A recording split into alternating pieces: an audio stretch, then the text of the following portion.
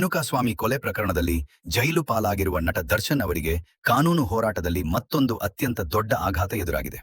ಹೌದು, ಸುಪ್ರೀಂ ಕೋರ್ಟ್ನಿಂದ ದರ್ಶನ್ ಅವರಿಗೆ big shock ಸಿಕ್ಕಿದ್ದು, ಅವರು ಸಲ್ಲಿಸಿದ್ದ ಮರುಪರಿಶೀಲನಾ ಅರ್ಜಿಯನ್ನು ನ್ಯಾಯಾಲಯ ಈಗ ಸಂಪೂರ್ಣವಾಗಿ ತಿರಸ್ಕರಿಸಿದೆ.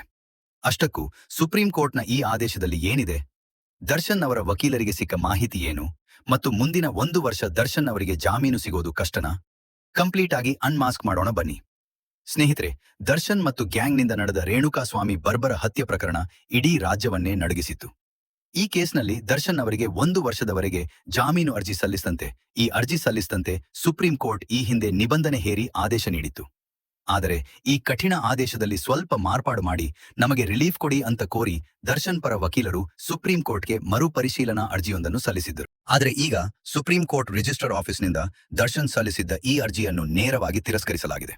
ಹೌದು, ದರ್ಶನ್ ಸಲ್ಲಿಸಿದ್ದ ಈ ಮರುಪರಿಶೀಲನಾ ಅರ್ಜಿ ಕನಿಷ್ಠ ವಿಚಾರಣೆಗೂ ಕೂಡ ಅರ್ಹವಲ್ಲ ಎಂದು ಕೋರ್ಟ್ ಸ್ಪಷ್ಟಪಡಿಸಿದೆ.